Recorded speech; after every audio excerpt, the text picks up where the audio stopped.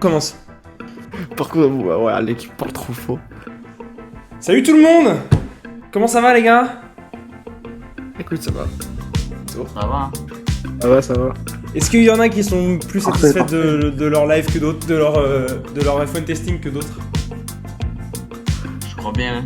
Je crois qu'il y a de tout, tu vois. T'as de la dépression, de la hype, et de la régularité. Ouais, c'est clair. Il a fallu que je me réveille. T'as de tout. Ouais, bienvenue à tous pour ce live. On est très heureux de pouvoir le faire. On va prendre le temps de pouvoir débriefer un peu chaque équipe. On va prendre les équipes qui sont présentes. On parlera un peu des équipes qui sont malheureusement pas présentes. On pense notamment à notre cher McLaren et Alfa Romeo dont on sait qu'ils ne pourront pas venir. Peut-être qu'on aura Tom d'Aston Martin qui va passer nous raconter à quel point elle missionne. C'est un projet sérieux qui va jouer la P2 dès le prochain Grand Prix.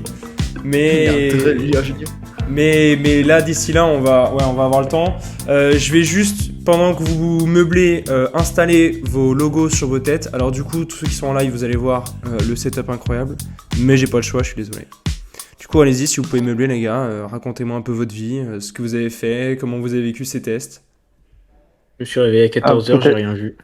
T'allais dire raconter votre vie, j'allais dire je vais te bouffer des crêpes au Nutella, je vais savoir. Je fais des Pour ça petites que je suis à la bourre. tartines. Pourquoi je suis à la bourre. Mais, Voilà. non, mais sinon, par rapport au test, est-ce qu'il y a des gens qui ont tout regardé de A à Z, genre les 8 heures par jour pendant 3 jours là? Alors moi non, parce que tous les moi, jours juste où il y hier. avait les tests, je me suis réveillé à 14h.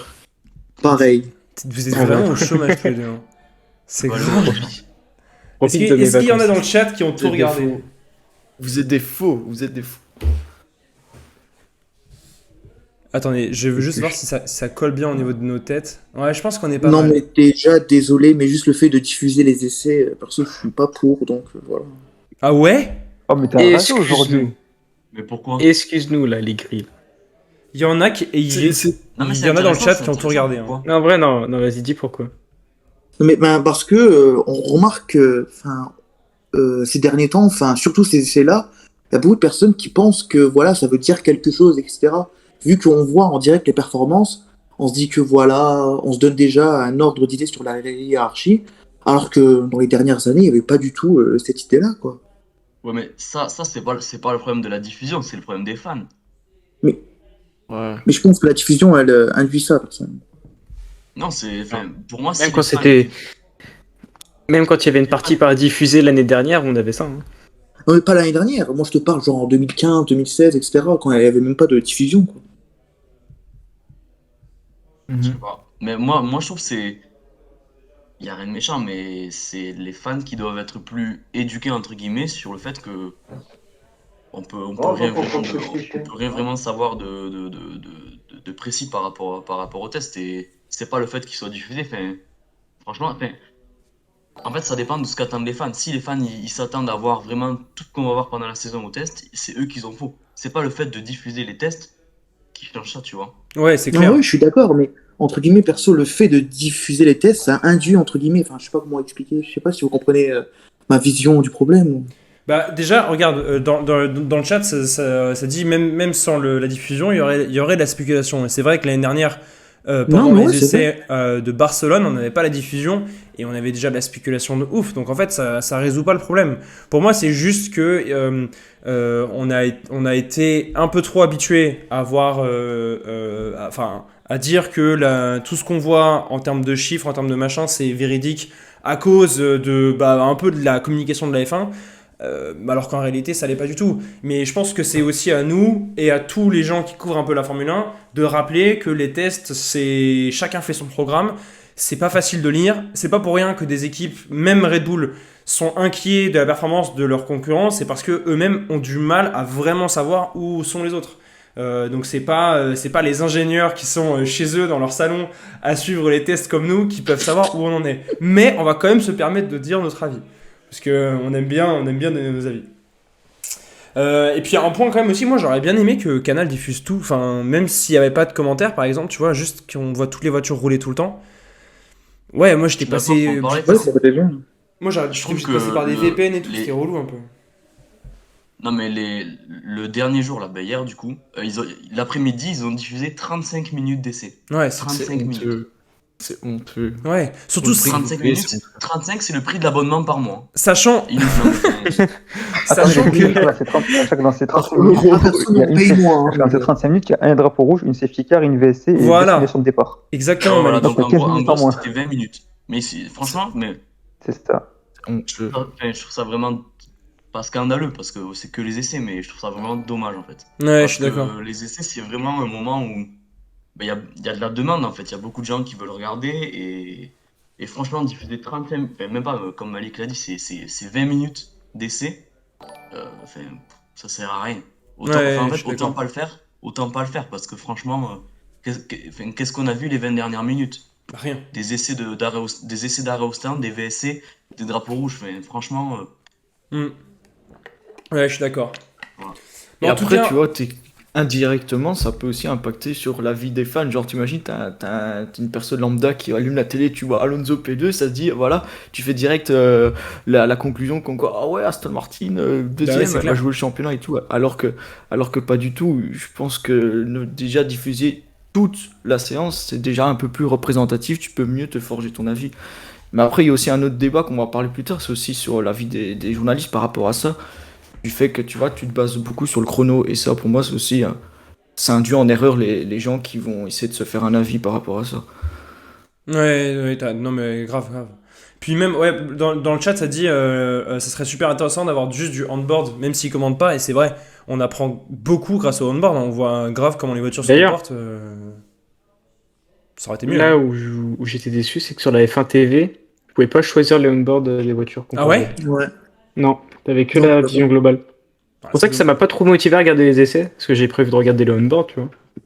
Ouais, c'est Pas dommage. juste parce que vision extérieure, c'est bien un rôle, mais tu peux pas trop te faire des avis sur si la voiture elle glisse ou pas et tout. Parce Onboard, c'est mieux, qu'en tu vois. en course sur F1 TV, tu peux choisir Tu peux choisir ton onboard. onboard. Hmm. Ouais, tu peux choisir. Ouais. T'as même Mais en- comment dire, des trucs extérieurs où tu peux mettre plusieurs écrans, c'est-à-dire tu peux avoir la course et deux onboard en même temps, plus des stats et tout. Mais enfin, là, on va pouvoir quand même. On a quand même essayé de regarder le plus possible avec les VPN, les machins, les comptes F1 TV qu'on s'est partagés et tout, pour pouvoir voir un peu ce qui se passait. Du coup, on va pouvoir en parler plus en détail. Ce que je vous propose, c'est qu'on passe du coup sur chaque écurie. On essaie un peu de prendre le temps. Là, on est entre nous, on a que 6 équipes. Peut-être qu'on parlera des équipes qui sont pas là, qui ont vraiment fait des tests intéressants. Donc peut-être commencer par toi, Alec, si tu peux nous parler de Williams, des tests de Williams qui sont plutôt bien passés. Vous avez quand même bien roulé cette saison, enfin cette année. Alors, si je dis pas de bêtises, je crois qu'on doit être la deuxième ou la troisième écurie qui a effectué le plus de tours pendant les essais. Et globalement, de ce que j'ai pu voir à droite à gauche, c'était plus tout s'est bien passé. Il n'y a pas eu de problème. On a pu faire toutes les simulations. La voiture avait l'air de bien se comporter. Sargent avait l'air plutôt à l'aise avec la voiture. Il a fait pas trop d'erreurs, quelques blocages de roues, mais basiques comme tous les rookies. Hmm. Donc non, c'est comment dire, c'est de bons tests, de très bons tests pour lui. T'as eu des retours un peu de la part de l'équipe sur la performance de Sargent. Est-ce que, même si c'est dur de parler de performance, mais comment lui s'est senti? Est-ce qu'il a l'air déjà à l'aise avec une F1? Genre, je n'ai pas encore trop vu, hein, je vais pas mentir, j'ai pas non plus trop eu le temps de regarder. Mais de ce que je vois, de ce que j'ai vu en parler, passer sur Twitter, même quand j'ai demandé aux personnes qui ont regardé, tout le monde semblait dire que Sargent, comment dire, était comme un poisson dans l'eau, quoi. Genre, il s'en sortait bien et tout. Hmm. Quand il voulait, il pouvait claquer des petits chronos qui se rapprochaient des pilotes plus expérimentés. Donc, je pense que ça, il peut être un bon rookie. Mais en parlant de chrono, tu fais bien d'en parler, dans le chat ça en parle. Dans les chronos, Williams a gagné 2,4 secondes par rapport à la qualification de 2022. Ouais, C'est j'avais assez, vu ça. c'est assez énorme quand même. Alors, certes, C'est- c'est dur de juger, c'est pas les mêmes pneus, c'est pas les mêmes conditions, mais c'est énorme quand Ouais, même. c'est ça. Mais après, pour le coup, ça veut vraiment rien dire parce que déjà la voiture, elle était beaucoup plus rapide à la fin de la saison l'année dernière. Alors là, on est encore amélioré l'hiver, c'est limite logique. Donc on pourra plus voir ça samedi. Ouais. C'est ça. Moi, je me fais pas trop de projections. J'attends vraiment de voir les qualifs, en fait. Mais Je veux pas me créer de faux espoirs ou quoi. bah, ouais, mais après, tu peux quand même être satisfait du roulage de Williams. Franchement, pour une équipe Alors, qui pour le coup, je suis a connu satisfait. beaucoup de galères, Mais c'est je bien. suis pas non plus à dire on va être au-dessus du midfield ou quoi. J'attends de voir. Ouais, tu nous fais pas une Aston, quoi.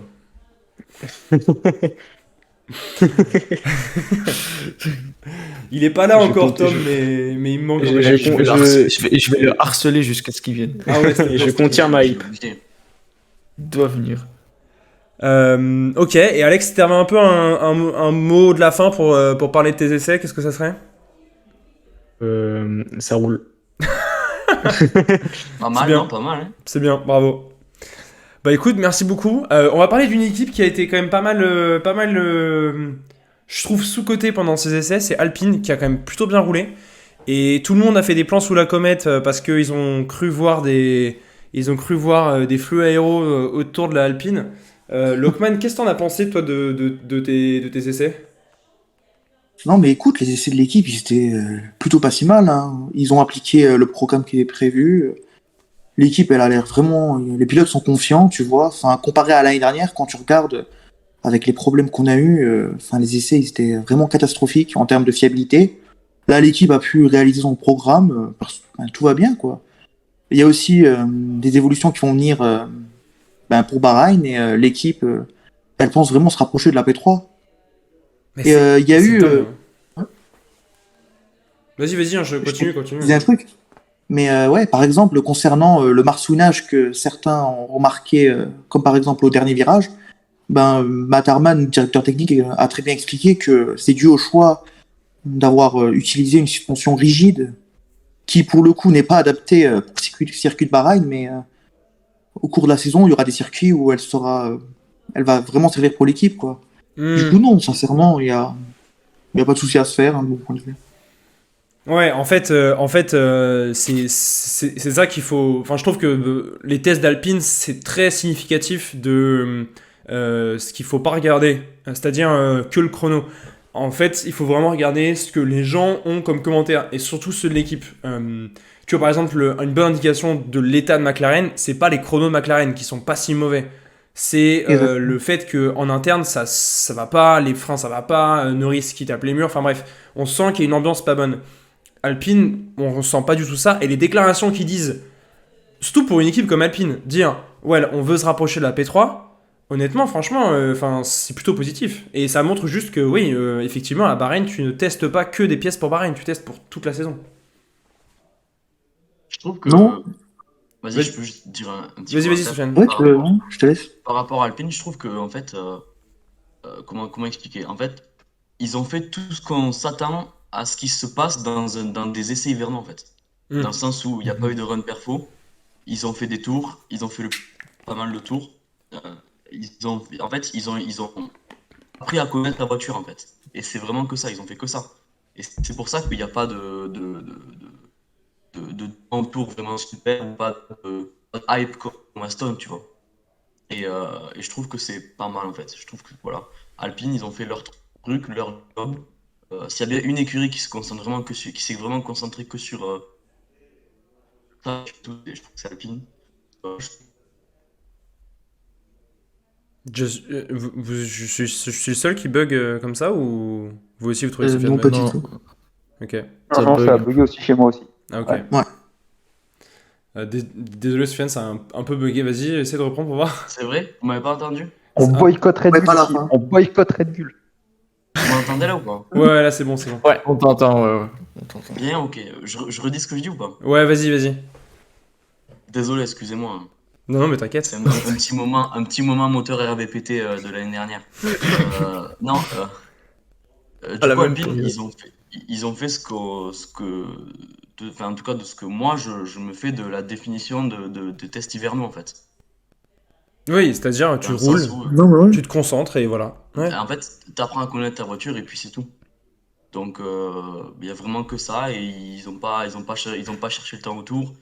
Voilà, je sais pas, faut me dire, mais je sais même pas s'ils ont fait un run en C4, C5. Ils ont pas fait de run rapide en tout cas. Ouais, avec ils ces ont pas gars. fait de Voilà, run rapide. voilà. En gros, c'est ça. Et Ils ont pas simulé la qualif. plein, plein de tours et tu expérimentes avec le setup. C'est ça en fait les essais hivernaux pour moi. Et Alpine l'a bien fait et propre. On verra bien Alors, d'ici samedi prochain de toute façon. ouais, voilà. Enfin, il y a juste de la patience, quoi. Ouais. Après, si je peux dire quelque chose aussi, c'est que pas oublier que les essais hivernaux qu'on a là, c'est un peu les seuls essais qu'on a pour toute l'année. Mm. Du coup, en fait, les équipes, elles doivent avoir un programme beaucoup plus soutenu pour vraiment essayer d'élargir la configuration le plus large possible pour tester un peu toutes les conditions de piste que tu pourrais avoir durant la saison. Donc, moi, c'est ça que j'ai surtout vu chez des équipes comme Alpine ou même un peu plus haut dans la grille comme Ferrari, c'est qu'on a essayé vraiment de comprendre la voiture sur toutes les configurations possibles. Et ça, je trouve que l'approche là, par rapport à ça, l'approche d'Alpine est beaucoup plus intéressante dans la compréhension, dans la mise en place des réglages sur la voiture. Mais ce qui est intéressant, c'est que je trouve que cette année, et c'est peut-être pour ça aussi qu'on a le sentiment qu'il y a pas mal de gens qui se tirent la bourse, c'est que cette année, on n'arrive pas nous-mêmes à vraiment dégager une hiérarchie aussi facilement. Parce que justement, cette année, plus que d'habitude, les équipes ont tenté de comprendre exactement comment leur voiture fonctionnait dans toutes les conditions. L'année dernière, les équipes s'attendaient pas forcément à avoir du martionnage partout, elles ne comprenaient pas le phénomène. Là, c'était quasiment un soulagement quand elles ont mis les voitures en piste de ne pas en voir. Ou parfois, quand elles en ont vu, elles ont essayé de comprendre. Donc, elles ont mis dans des conditions très spécifiques de travail. C'est des voitures qui sont totalement différentes de 2021 où en fait tu pouvais jouer avec pas mal de choses sur la suspension. C'était relativement facile en fait de mettre au point une voiture, de la mettre sur la piste et qu'elle fonctionne. Là, t'as que eu un an, c'est pas énorme, sur des pistes vraiment variées où parfois t'as pas du tout compris pourquoi ta voiture va pas fonctionner. Donc ça paraît logique que justement tu fasses comme Alpine et tu fasses un travail sur toi en disant ok en fait je vais mettre la voiture dans des conditions horribles mais je vais voir comment elle se comporte et comment mes pilotes ils vont se comporter face à ça aussi. Voir s'ils la comprennent en fait. Donc c'est intéressant. Et tu Ouais, sais un et pour le peu... coup, c'est des Vas-y, pardon, c'est Lokman. c'est des conditions horribles pour Bahreïn, enfin, surtout au niveau des suspensions. Mais ça va servir pour les autres circuits. Enfin, Ouais, c'est clair. Ouais, c'est ça, c'est parce qu'il n'y a pas que Bahreïn, tu travailles aussi d'autres conditions de piste. Donc tu es obligé d'un petit peu jouer avec tes réglages, même en termes de rigidité de tes suspensions et tout, tu es obligé un peu de tester tout ça parce ben oui, que enfin, par exemple, ce sont c'est les seuls essais qu'on a pour toute la saison. Mm. Donc en on a plus- seulement 3 jours et il faut savoir être le plus habile possible avec les configurations.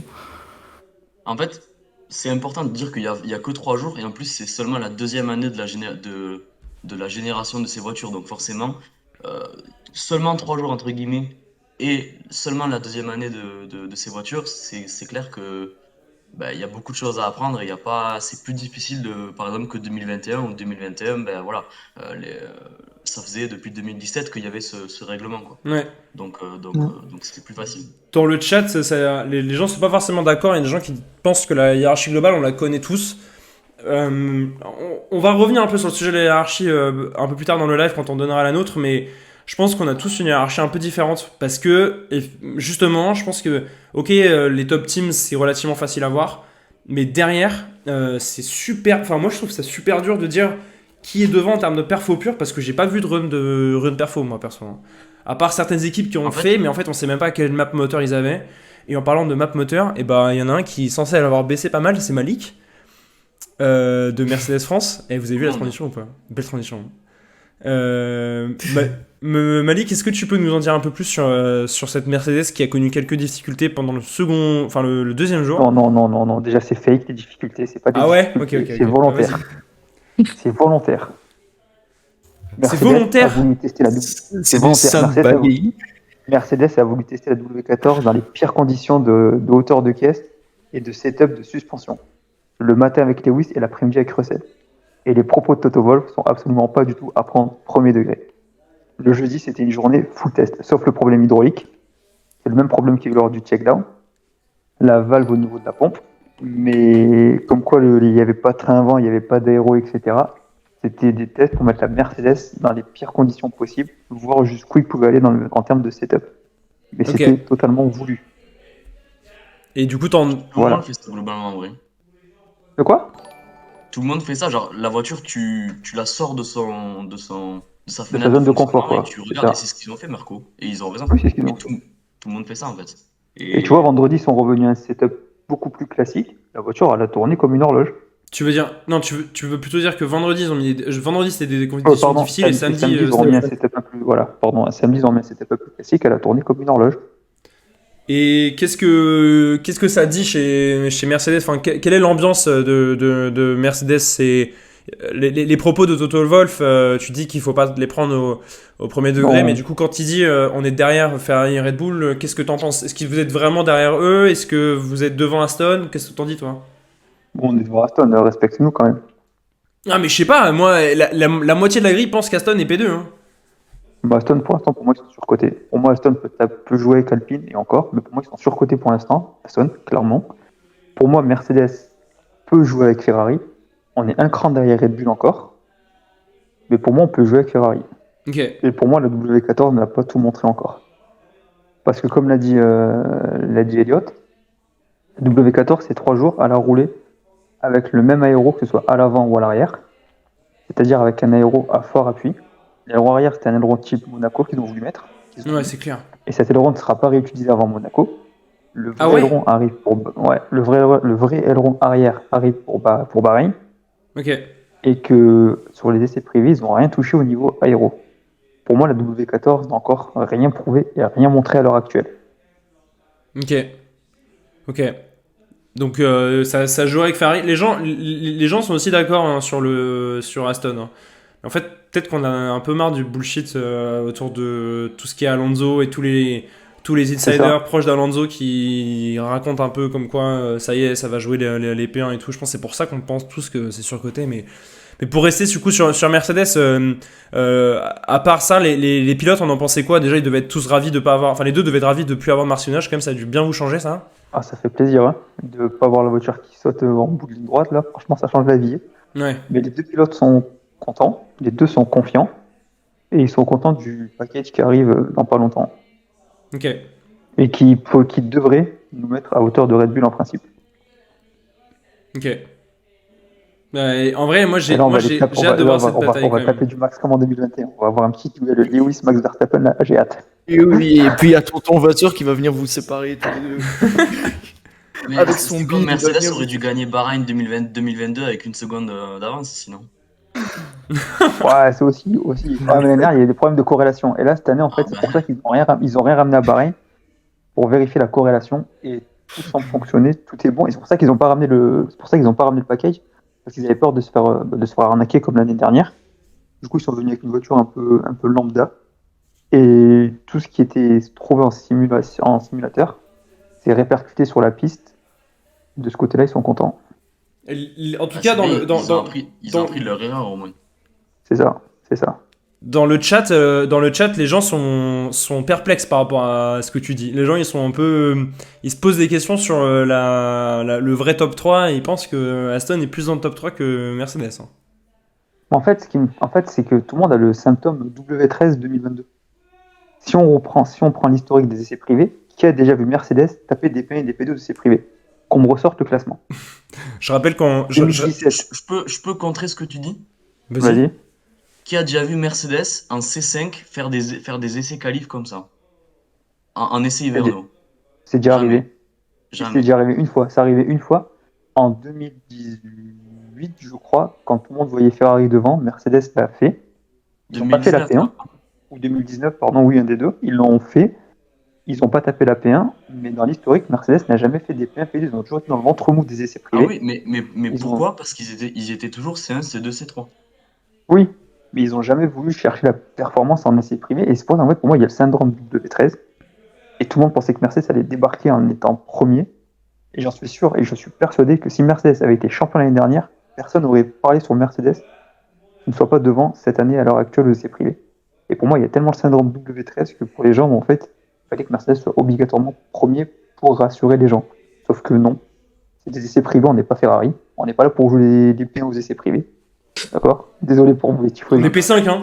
Ouais, mais attends, Mercedes mais n'a jamais je été vais là pour rebondir jouer. sur ça parce que nous, ça fait quand même 2 ans qu'on joue plus ça. Hein. On fait plus ça. Hein. Cette année, si on se base rien que sur les essais, on est la 7ème force. Hein.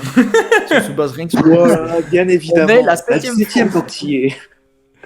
Ben ouais, moi, mais c'est vrai. Moi, je suis pas d'accord. Je suis d'accord avec Malik sur ça, mais moi, il y a un truc qui m'a fait tilt, c'était samedi matin, je crois, quand Russell il sort en C5 et il fait son tour à 11h du matin comme ça, et moi je trouve ça Ouais, assez. Enfin, moi, Mercedes ils m'ont traumatisé, tu vois. Et pour moi, c'est plus une manière de se rassurer et de voir ce qu'ils peuvent faire en termes de perfo par rapport au vendredi qu'ils avaient eu catastrophique le vendredi. Et j'ai jamais vu Mercedes faire ça en fait. Et je trouve ça. Ouais, je sais pas, moi ça m'a Après, pas. Ouais, après, je- après, après ils seront top 3. Ils sont même top 2. Oui, Mais, bah oui. mais moi, enfin, c'est vraiment juste ça qui m'a fait tilt. Après, sinon, c'est pas.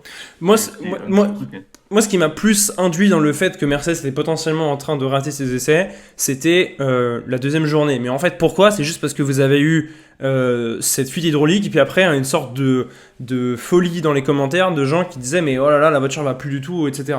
Mais en fait, c'est vrai que si tu regardes la première journée et la dernière journée, les essais de Mercedes se passent super bien. Enfin, je veux dire, Oui, voilà, c'est ça. il se passe pas moins bien que ceux de Ferrari. Et je comprends pas pourquoi Non. du coup on mettrait Mercedes derrière Ferrari. Moi, j'ai une question pour Malik. Tu sais nous en dire plus sur la fameuse réunion qu'il y a eu, je pense que c'était quand? C'était vendredi soir? Ouais, vendredi. Avec les Ah, ingénieurs. et ben franchement, il n'y a rien qui a filtré parce que même moi, je sais même pas ce qui a été dit. Moi je pense qu'ils ont C'est-à-dire pris une Parce qu'il y a bière. eu- Moi je pense qu'ils ont pris il y une a bière, ils ont énorme rigolé. hype qui s'est créé par rapport à ça.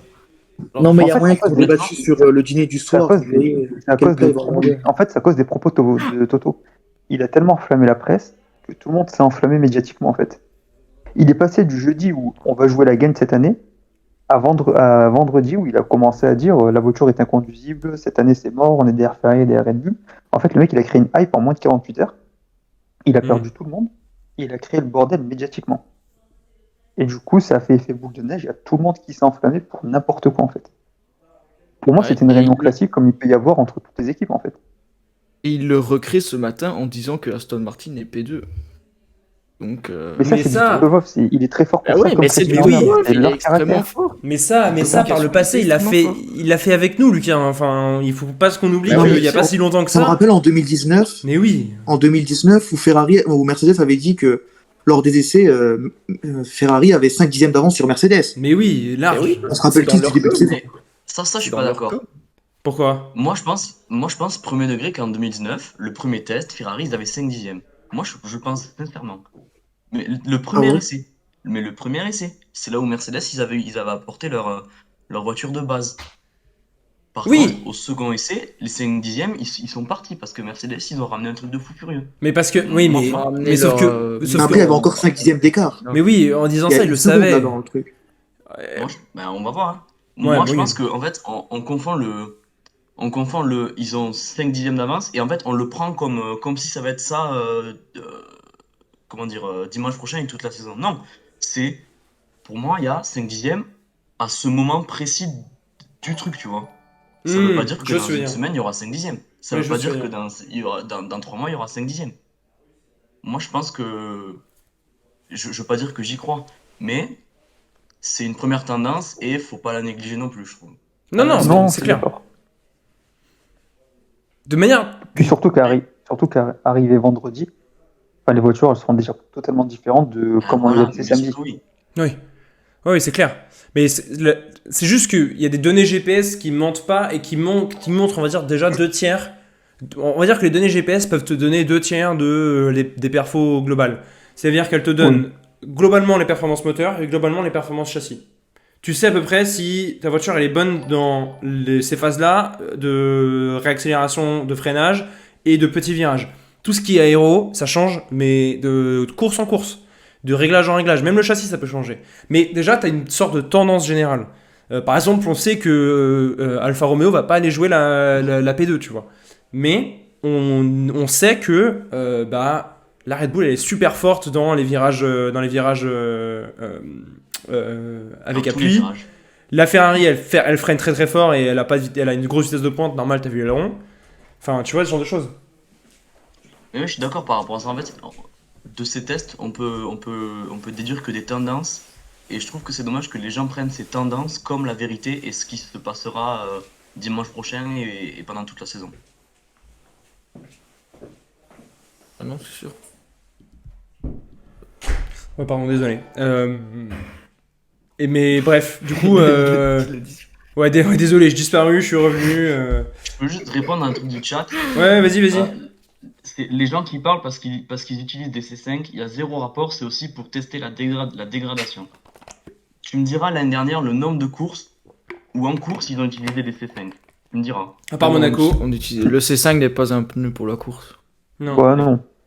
Non. Donc, Et en plus, et encore. Pour moi, c'est pas de la dégradation le C5. Hein. Non, Pour et moi, encore. le C5, c'est un pneu de qualif. Et c'est encore pire avec Bahreïn, où la dégradation Ah à oui, Bahreïn, non, c'est oui, peut-être oui. la plus haute la plus grande Et de la saison. encore, le C5, c'est vraiment... On l'a utilisé combien de fois l'année passée, le C5? Euh, Ouais, à Monaco. Monaco et c'est... peut-être 2 ou 3 fois, c'est tout. Mais non, pas du tout. Et voilà, Monaco. c'est un pneu que tu utilises Hongrie pas Il n'y a pas le Canada? Il n'y a pas le Canada? Non. Non. La Hongrie? Canada. Attends. Je vais aller voir. Non, attends. Je vais aller voir. Ouais, par exemple, dans le chat, on nous dit le C3, par exemple, c'est déjà bien plus intéressant pour tester ta dégradation. Ouais. Le C3, c'est le pneu le plus intéressant parce que il sera toujours là, le C3. Quasiment, ouais. Maintenant, t'as un C1, C0, ouais. C0, Le C1, C3, C2. il sera, le C3, il sera pas là pour Silverstone, Zandvoort et une autre. Mais en fait, il y a 3 courses où on aura C0, C1, C2. Hmm. Et sinon, le C3, il sera partout. Ouais. Donc, le C3, en fait, la combinaison la plus probable, c'est C2, C3, C4. Donc, c'est ces 4 pneus, ces 3 pneus, pardon, les plus intéressants. Surtout le C3, quand même. Le C3 qui devrait être le pneu de la qualif, normalement. Ouais, le pneu de la qualif de la semaine prochaine. Et c'est vrai, dans le chat, ça dit ça Van Alpine quand ils ont roulé quand C1, C2, C3, mais c'est le plus important, et c'est vrai. En fait, c'est les pneus. Ah oui? C'est les pneus où tu peux tester le plus de choses, surtout sur un circuit comme Bahreïn, où en fait, un tour de C4, déjà un tour de C3, Isola, il est venu sur Sky, il a dit, on pense que la différence d'écart entre le C2 et le C3, il est de 1,2 secondes au tour, mais que personne ne voudra mettre trop longtemps des C3 parce qu'ils tiennent pas. Donc vous imaginez que du coup qu'il y a ça qui rentre en compte, et en plus, là vous passez sur un C4 qui est encore plus tendre. Sur une piste comme Bahreïn, en pleine chaleur, ça tient pas. Mais alors un C5, je vous laisse même pas imaginer. Non, mais les C5, à la fin du tour, ils étaient morts. Hein. Ouais. Genre, quand tu tapes dessus, tu fais plus de trucs, quoi. Vas-y, Sofiane. J'ai les courses où on a utilisé C5 Vas-y. l'année dernière. Donc Australie, mais c'était qu'en qualif. Ah ouais. C'était obligatoirement un pneu de qualif. En fait, l'Australie, c'est bizarre parce qu'ils avaient pris le C2, le C3, ils avaient oublié le C4 et ils avaient mis le C5. En gros, ils ont fait ça. Mais bon, voilà. Sinon, après, c'était Monaco, Bakou, Canada, Autriche, Singapour et Abu Dhabi. Ouais, c'est pas beaucoup. Et surtout, en fait, c'est que des pneus de qualif dans le sens où Monaco et tout. Par exemple, Monaco, la course, la fin de la course, ils l'ont fait en médium. Ouais. Et un hard pour Ferrari. C'est que on se demande pourquoi. Non, mais le C5 en course, tu l'utilises jamais, quoi. Et Ouais. C'est clairement pas sur ça que tu vas tester ta dégradation. Clairement c'est pas ça. sur ce pneu-là. Manix, t'avais un mot de la fin pour parler de tes essais, tu dirais quoi? Ben, moi je dirais que c'est. Tout le monde prend pour info, moi je dirais que c'est encourageant.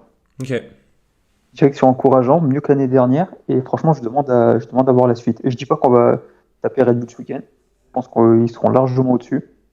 Je pense qu'on peut titiller Ferrari, et je pense qu'avec le prochain package, on peut se rapprocher de la tête, et que Red Bull restera forcément pour moi un cran au-dessus pour l'instant, et que va falloir travailler dur pour aller les chercher. Hein. Ok. Alors, il y a une question dans le chat concernant les arrêts à Bahreïn. Enfin, Imola, il avait dit sur F1 TV qu'il prévoit 2 arrêts normalement. Ouais. Ouais, c'est 2. L'année Après, dernière, c'était 3, mais c'est parce qu'il y avait eu la safety car à Ouais. la fin. Tout le monde est rentré. Mais c'est possible que ce soit 3 arrêts parce que c'est pas mal. C'est un Grand Prix où tu peux souvent avoir de la safety car quand même. En plus, c'est le premier Grand Prix de la saison. Un moteur Ferrari qui lâche chez Alfa Romeo, tout est possible. Tu vois, ça arrive. C'est une erreur si bête est arrivée. Bon, d'ailleurs, en parlant de moteur Ferrari, Lucas, qu'est-ce que t'en as pensé de nos putain. essais? Ben, beaucoup de choses. Beaucoup de Attends. choses. D'abord, Attends. Avant qu'on commence, juste, tu promets que tu es franc et que tu dis ce que tu penses et ce Et que je dis tu la m'as vérité. dit par message. Tu dis pas ce que tu dis Moi, sur le groupe. moi, je dis la vérité, mais bien Vas-y. sûr. Mais moi, je veux dire la vérité parce qu'il Est-ce qu'on y a peut eu trop expliquer de quand même réactions. Vas-y, Sofiane. Vas-y, Sofiane. je vais expliquer. Est-ce qu'on peut expliquer pourquoi, Charles, tu dis ça à Lucas? Bah, vas-y, explique, Sofiane. Non, mais en fait, on a un groupe et tout avec toutes les équipes et en fait, on essaye de provoquer un karma, tu vois. Donc, par exemple, dès qu'il y a un bon tour de Mercedes, on dit bon, mais Mercedes champion du monde, c'est fini, tu vois. Parce qu'en fait, on veut pas provoquer de karma. Donc, vas-y, Lucas, dis-nous ce que tu penses honnêtement et sincèrement de la saison de Ferrari et des effets. Vas-y.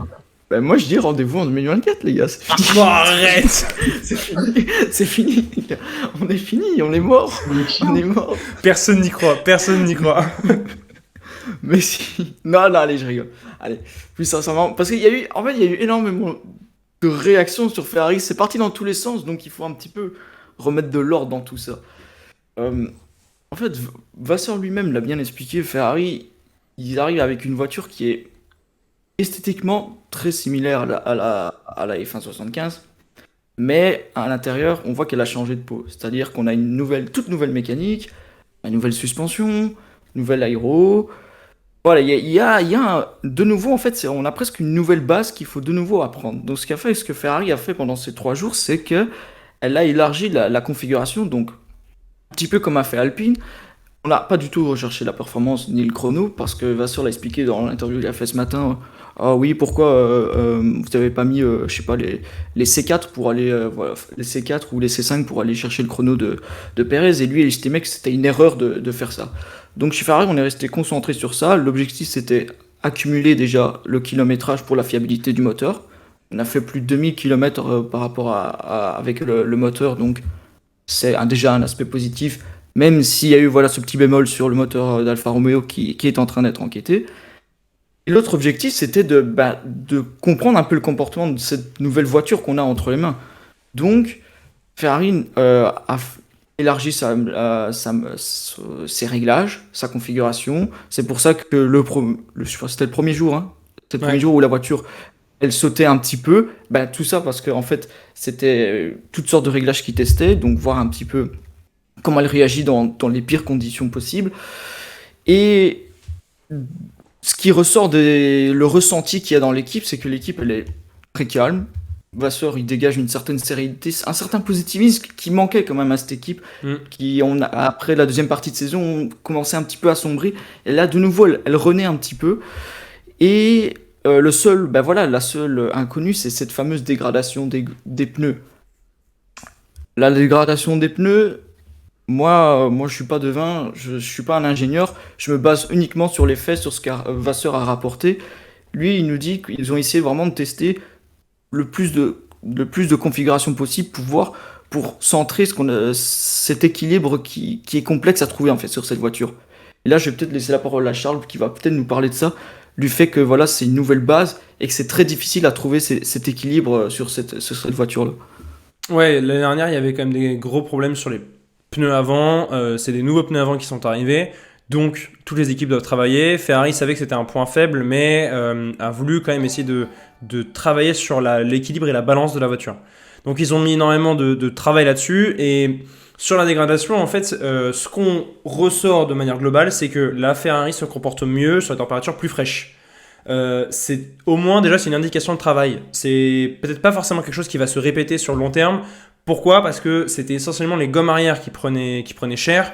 Or Ferrari a apporté un aileron qui est beaucoup trop fin pour Bahreïn, mais comme on l'a expliqué avec Alpine et comme on l'a expliqué avec Mercedes, ce qui compte c'est de tester ta voiture dans toutes les conditions. Parce que Bahreïn c'est un circuit certes sur lequel on roule la semaine prochaine, mais une saison c'est 23 Grands Prix, ça reste 23 cette saison, parce que la Chine... Ouais, c'est 23 Grands Prix.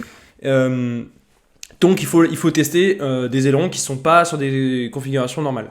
A priori, il y a toujours une alerte sur la dégradation, mais moi je n'ai pas lu une déclaration de Vasseur qui dit ouais c'est inquiétant, c'est machin, alors que quand tu regardes les datas, elles sont vachement inquiétantes. Quand tu vois Leclerc qui perd 3 secondes, quand tu vois Sainz qui perd 1 seconde 2, et que tu vois grand-père Alonso qui enchaîne les tours sur les C2 et que le mec il gagne 8 dixièmes, de l'extérieur tu t'inquiètes. Mais le fait que Ferrari ne soit pas inquiet, enfin en tout cas ne communique pas sur ça, une équipe comme Ferrari en plus qui a une pression de dingue, et donc qui peut pas se permettre de créer des faux espoirs sous peine en fait d'avoir la presse qui les déglingue toute la saison, pour moi c'est rassurant de voir ça. Ça veut pas dire qu'on a une dégradation extraordinaire, ça veut pas dire que tous les problèmes sont résolus, mais ça veut dire que c'est quelque chose qu'ils avaient en tête, qu'ils savaient, et donc qu'on a des solutions pour pouvoir les résoudre et que c'est pas un problème qui va rester.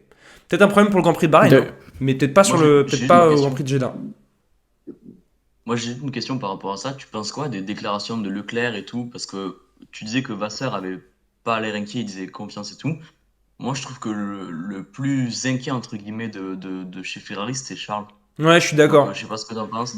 Enfin, je sais pas ce que vous en pensez les deux, Bah, si, mais si, je je suis trouve qu'il y d'accord. Moi, a, il Leclerc, y a, il y a, il y a une dissonance entre ce que dit Vasseur et ce que dit Leclerc. Ouais, Qu'est-ce ouais, que bah, je- je suis d'accord. Moi, je trouve que Leclerc, c'est celui qui m'apporte le plus d'inquiétude, notamment quand il parle enfin, les problèmes qu'ils ont eu chez Leclerc, c'était pas mal de, enfin, ils avaient des problèmes d'équilibre pendant que lui faisait ses runs de jour. Et parfois, ils avaient des problèmes de survirage quand il faisait ses runs de nuit. Ça tombe bien, lui préfère le survirage, mais il avait pas l'air très satisfait du comportement de la voiture. Maintenant, il a quand même fini par dire c'est des données recueillies, l'idée c'est de. Enfin, la base est saine, il n'y a pas de gros problèmes, ils ont fait le programme et donc ils sont contents. Et c'est ce que tu retrouves dans les commentaires de Sainz. Ouais, et Franchement, j'ajouterais. euh, Ah ouais, vas-y. Non, vas-y, Malik, non, si mais tu veux poser une question. j'allais dire, franchement, pour moi, Ferrari, c'est une des équipes qui m'a le plus déçu aux essais hivernaux. Je les sens pas du tout. Et franchement, je trouve que la voiture de 2023 me donne moins confiance que la voiture de l'année dernière. Je sens une Ferrari, une équipe Ferrari, beaucoup moins serein et beaucoup moins sûre d'elle que l'année dernière. Franchement, Ferrari, pour l'instant, sur les quelques on-board qu'on a vus ou quoi, bah franchement, la Ferrari ne m'impressionne pas. Bah, Lucas, Je tu trouve peux. que, par exemple, la W14 ou la Red Bull est beaucoup plus facile à conduire, que ce soit en virage, en entrée de virage, en sortie de virage. Je trouve que les deux voitures-là sont beaucoup plus souples, beaucoup plus agiles et beaucoup mieux équilibrées que la Ferrari. Et pour moi, pour l'instant, la Ferrari ne m'a pas impressionné, au contraire, elle m'a limite presque déçu en fait. Je Lucas, l'attendais vraiment un cran au-dessus. Et quand on voit la dégradation des gommes à titre égal sur la même gomme avec Russell, Russell en 15 tours, il a perdu moins d'une seconde. Là où Leclerc en perdait 3. Pour moi, pour le Ferrari, franchement, m'a pas impressionné sur ces 3 jours. Je suis partiellement d'accord pour Leclerc, je suis pas d'accord pour Sainz.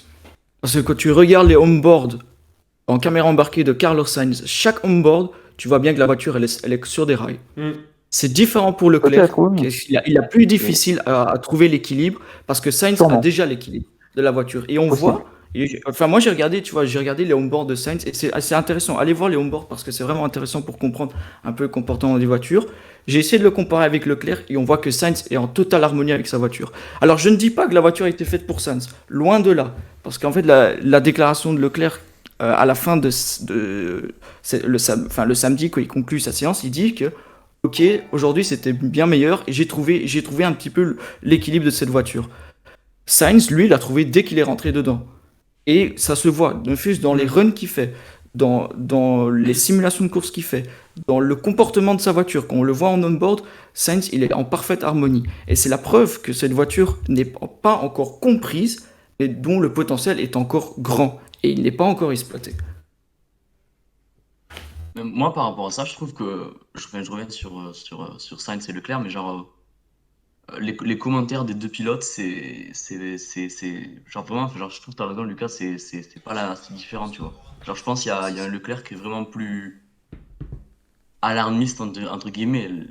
Voilà, c'est vraiment un grand mot ce que je dis, je trouve. Mais Leclerc, enfin, franchement, ce qui m'a choqué moi, c'est les commentaires de Leclerc et tout, genre quand il dit Mais ouais, pour moi, c'est à Leclerc. Mais c'est à Leclerc de trouver. C'est pas à Ferrari de. C'est ah, à mais lui de trouver son même équilibre. pas, même genre quand Leclerc dit ouais, on va être plus rapide dans la ligne droite, mais on va perdre dans les virages. Moi, je trouve ça, enfin, C'est à lui c'est de Max. setup. Mais non, mais C'est à moi, lui si de c'est Max setup. qui dit ça, je pète un boulon, tu vois, genre. Ouais, Alors, ouais, je sais, mais encore une fois, pour moi, c'est à lui de setup. C'est à lui de le trouver. On n'a pas ce problème avec Sainz. C'est à lui de setup, c'est à lui de s'adapter. mais C'est à lui de trouver l'équilibre. je vais juste dire un truc sur les virages. Effectivement, la voiture, elle a été très rapide en ligne droite, mais il y avait cet élan arrière très spécifique. Il y a une chose qui me fait énormément douter, et pour moi, c'est pour ça où je crois fortement au sandbagging, c'est que c'est la Ferrari, la voiture qui a, une nouvelle fois, mais c'était propre à l'ADN de la F75, mais ça se répète encore, c'est la voiture qui a réussi qui dégage le plus de G lorsqu'elle freine. C'est celle qui freine le plus fort. C'est propre au style de pilotage de Leclerc aussi. Hein. Je sais pas si Sainz fait pareil, mais Leclerc, il a toujours fait ça. Mais l'année dernière, c'était quand même une grosse qualité, propre d'une voiture qui était relativement légère aussi, etc. Ce qui me fait douter du coup Maintenant, des déclarations sur la qualité aérodynamique de la voiture, c'est que une voiture du coup qui est très chargée en essence, qui du coup doit freiner très fort, elle peut le faire et du coup elle dégage beaucoup de G. Par contre, parce que la traction, la traction longitudinale, c'est pas pardon. Oui, les tractions longitudinales, c'est pas un problème. Par contre, la traction latérale, avec beaucoup d'essence, c'est grave un problème parce que du coup, tu décales complètement ton centre de masse, ouais. Oui, c'est comme ça qu'on dit, ouais.